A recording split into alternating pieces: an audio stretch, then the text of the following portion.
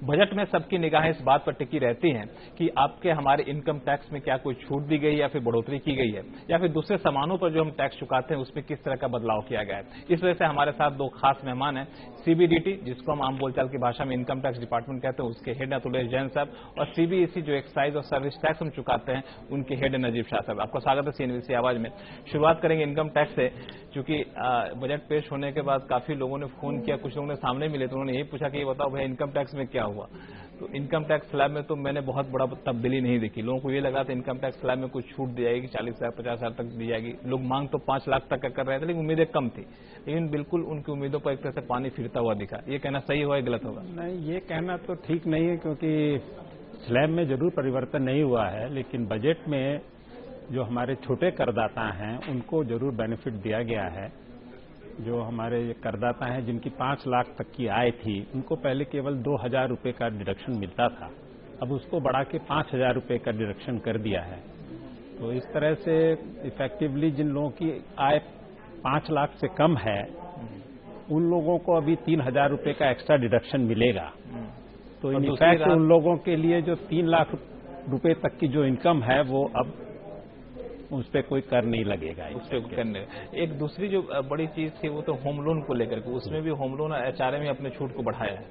हाँ, home loan में थोड़ा सा वो भी, लेकिन देखिए हर जगह इसमें थोड़ी इम्फेसिस ये रही है कि जो हमारे छोटे करदाता हैं उन लोगों को ज्यादा सुविधा दी जाए। तो ये जो होम लोन में भी जो है इसकी 1,50,000 का जो डिडक्शन था उसमें 50,000 और बढ़ाया गया है, लेकिन ये डिडक्शन केवल उन करदाताओं के लिए रहेगा जो ऐसा मकान बना रहे हैं जिसकी टोटल कॉस्ट 50 लाख से कम है, और जो लोन ले रहे हैं वो 35 लाख से कम है। उन्हीं लोगों को ये 50,000 रुपये का एक्स्ट्रा डिडक्शन मिलेगा। हालांकि आपने स्मॉल टैक्स पेयर्स को राहत तो दी है, ऐसा आप दावा कर रहे हैं, लेकिन दूसरी तरफ सीबीएसई ने कुछ राहत को छीनने की कोशिश की है, खासतौर से सर्विस टैक्स में बढ़ोतरी करके सेस के नाम पर। तो इससे माना जा रहा हो कि आम लोगों की रोजमर्रा की चीजें जो है जहां पे सर्विस टैक्स चुकाते हैं उसमें थोड़ा ज्यादा चुकाना पड़ेगा। इसके पीछे क्या रैशनल था कि सेस ला के हम लोग इसमें बढ़ोतरी की जाए, या फिर धीरे धीरे दूसरे नाम से हम लोग जीएसटी की तरफ बढ़ना चाहते हैं? जीएसटी की तरफ तो जरूर बढ़ना चाहते हैं हम लोग। रही बात सेस की, इंफ्रास्ट्रक्चर सेस लगाया गया है 0.5%, वो सेंट्रल एक्साइज ड्यूटी की माना जाएगा। कृषि कल्याण सेस भी लगाया गया है। ये सेसेस स्पेसिफिक पर्पसेस के लिए हैं।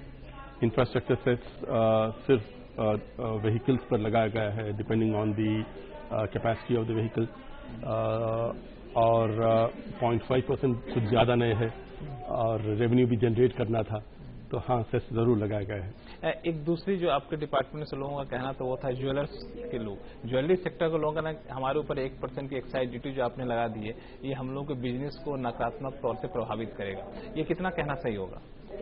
मैं मानता नहीं हूं कि सही रहेगा ये, इसलिए क्योंकि हम काफी हम लोग उसका एग्जाम्पशन लिमिट बढ़ाए हैं।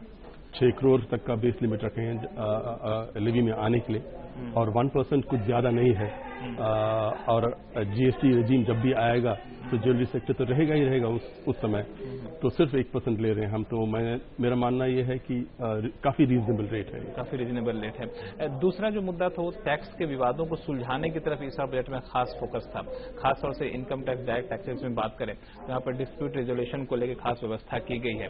तो उसमें आपको क्या लगता है कितनी सफलता मिल पाएगी, और इससे आपको लगता है आने वाले दिनों में अब इस तरह के विवाद पैदा नहीं होंगे? डिस्प्यूट रेजोल्यूशन इस बजट में ये बहुत सीरियस अटेम्प्ट किया गया है कि जो लिटिगेशन है, जो पेंडिंग लिटिगेशन है, इससे थोड़ा करदाताओं को इससे जो असुविधा हो रही है उसको कम किया जाए।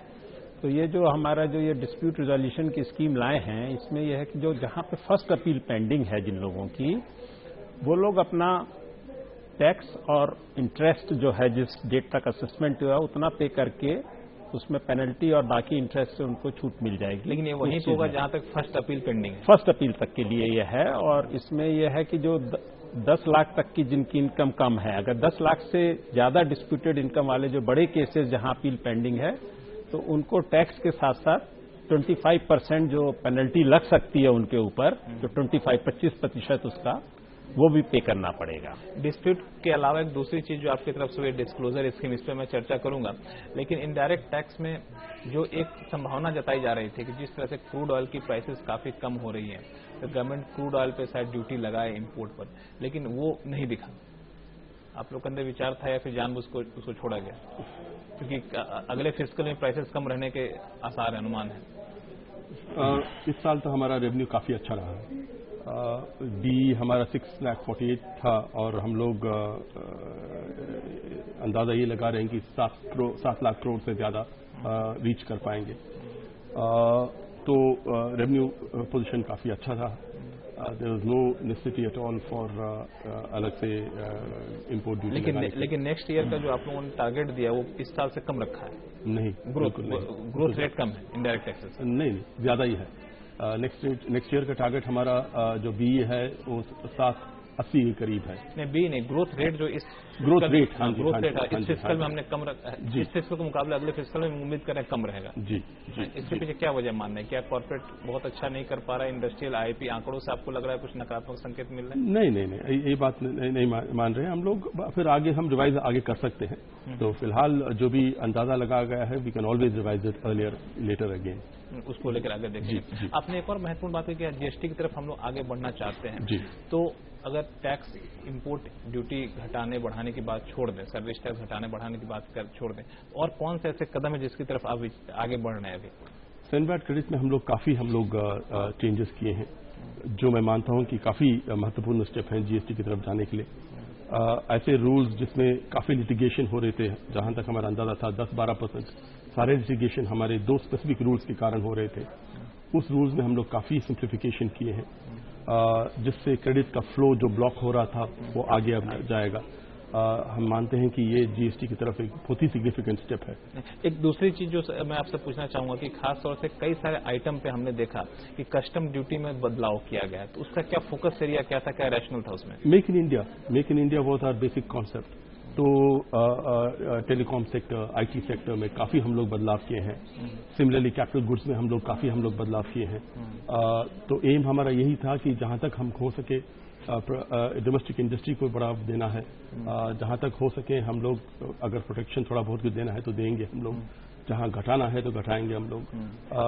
ये हमारा सबसे ज्यादा फायदा किस सेक्टर को मिलता हुआ दिख रहा है? टेलीकॉम सेक्टर को काफी फायदा मिलना है।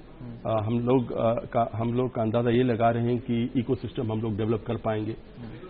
एमआरओज जो सिविल एविएशन और शिपिंग इंडस्ट्री के लिए हम लोग उसके लिए बढ़ावा देने के लिए काफी हम लोग स्टेप्स लिए हैं इस बजट में। तो सिग्निफिकेंट स्टेप्स लिए हैं हम लोग for make in India develop करने के लिए। एक सर सबसे विवादित जो मुद्दा रहा था वो तो काला धन वापस कैसे आएगा। तो सरकार ने बाहर विदेशों से काला धन लाने के लिए जो स्कीम लाई थी वो स्कीम बहुत हद तक सफल नहीं हो पाई। लोगों ने कहा कि 60% तक टैक्स देना पड़ा कुल मिलाकर, इस वजह से लोगों ने बहुत उसमें अपना दिलचस्पी नहीं दिखाई। लेकिन अब जो घरेलू काले धन को बाहर लाने के लिए डिस्क्लोजर स्कीम जो आप लेकर के आए हैं उसमें सिर्फ 45% अगर टोटल मान लिया है तो 45% का टैक्स लगता है। तो इसको लेकर कितने उत्साहित है, कितना कुछ टारगेट, कुछ एक अनुमान कि इतना पैसा आ जाएगा?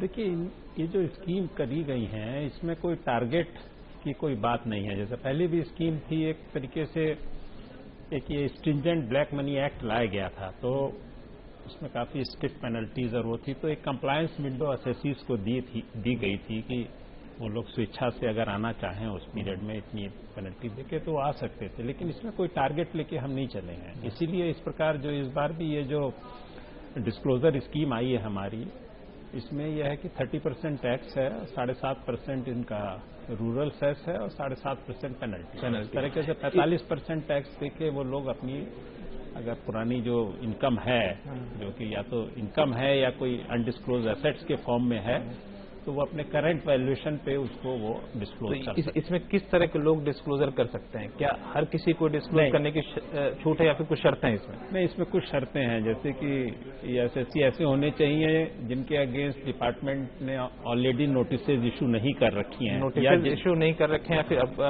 या फिर जांच शुरू नहीं हुई है, जांच शुरू नोटिसेज नहीं इश्यू हुई हैं, या फिर जिनके बारे में विदेशों से हमारे पास बहुत इंफॉर्मेशन आती है काला धन, ऐसा तो नहीं है कि उनके बारे में ऑलरेडी हमारे पास इंफॉर्मेशन ये एक बड़ा, या फिर सर्च एंड सीजर उनके केसेस में हो चुका हो, मतलब सर्च एंड सीजर एक्शन हो चुका हो, उसके बाद नोटिस इशू हो चुकी हो, तो ऐसे केसेस जो हैं वो इसका फायदा नहीं उठा पाए। इसमें 2 शर्त को लेकर मुझे थोड़ा सा और क्लैरिफिकेशन चाहिए आपसे। पिछले एमनेस्टी स्कीम में हमने देखा, एमनेस्टी नहीं क्या डिस्क्लोजर स्कीम में हमने देखा था कि आपने कहा था कि जिनके खिलाफ हमें जानकारी आ चुकी हो, वैसे लोगों का डिस्क्लोजर हम एक्सेप्ट नहीं करेंगे। हमें कैसे पता कि मेरे खिलाफ जानकारी आपके पास पहले से मौजूद है? एक ऑप्शन हो सकता है कि मैं आपसे पूछूंगा तो पता चल जाएगा अच्छा मेरे पास कालाधन पड़ा हुआ। दूसरा ऑप्शन हो सकता है मेरे पास नोटिस आया हो, तो आपका नोटिस आएगा तो आप इसके लिए एलिजिबल नहीं हो। इट मीन्स किसी भी केस में अधिकांश लोग इस स्कीम का फायदा नहीं उठा पाएंगे। नहीं, ऐसी बात नहीं है। जिसको नोटिस आता है उसकी जानकारी में है, जिसमें हमने इंक्वायरी कर रखी है, जिसके यहाँ इंक्वायरी कर रखी हो रखा है, सर्च एंड सीजर ऑपरेशन है, उसके परसों इसमें नोटिस गई है, तो एसएससी को पता है। फिर से पूछ रहा हूँ, फिर से दोहरा रहा हूँ सवाल को कि अगर मेरे खिलाफ आपके पास कोई जानकारी आई है, विदेशों से कोई जानकारी आई, किसी ने जानकारी दी है, ये हमें कैसे पता चलेगा कि हमारे खिलाफ आपके पास जानकारी है? देखिए, अब इस चीज में जो है, इसमें जो अनडिस्क्लोज्ड एसेट्स हैं, इसके बारे में नॉर्मली जब ये आती है जानकारी, तो फिर उसका लॉजिकल कंक्लूजन यही है कि एसएससी को कन्फ्रंट किया जाता है उसके बारे में, उससे सवाल जवाब इंक्वायरी होती है। खाली उस इंक्वायरी को, उस इंफॉर्मेशन को डिपार्टमेंट लेके कुछ नहीं करता है, उसको आफ्टर ऑल उसको एसएससी को कन्फ्रंट करना पड़ता है, उसके बारे में इंक्वायरी होती है। जिनके लिए इंक्वायरी हो चुकी है, कन्फ्रंट हो रही है, वो इसके दायरे से बाहर, वो उसके दायरे से। नोटिस को लेकर के, नोटिस का मतलब क्या निकाला जाए? नोटिस ये है कि स्क्रूटनी नहीं, रिकवरी नोटिस नहीं, जिसका केस स्क्रूटनी में आया हुआ है। जैसे ऑलरेडी हम लोग, जैसे आपको पता है कि करीब 97% केसेस तो बिना स्क्रूटनी के हमारे कंप्लीट हो जाते हैं। 3% केसेस करीब ऐसे हैं जिनको हम स्क्रूटनी के लिए सेलेक्ट करते हैं, जिसको धारा 143(2) का नोटिस देते हैं। तो वो अगर केसेस स्क्रूटनी में आ गए, उसको ऑलरेडी नोटिस मिल गया है, तो वो इसके लिए, उस पर्टिकुलर असेसमेंट ईयर के लिए वो एलिजिबल नहीं। एक और सवाल कि इसको लेकर गोपनीयता एक बड़ी चीज थी, उसको लेकर किस तरह का प्रावधान? गोपनीयता, पूरी ये जो इन्फॉर्मेशन है इसके बारे में पूरा एक एश्योरेंस दिया गया है कि ये जो इन्फॉर्मेशन है पूरी गोपनीय रहेगी, और इस तरह के जो डिक्लेरेंट्स हैं उनको ये जो है डिफरेंट एक्ट से, इवन ब्लैक मनी एक्ट से भी उनको इम्यूनिटी मिली।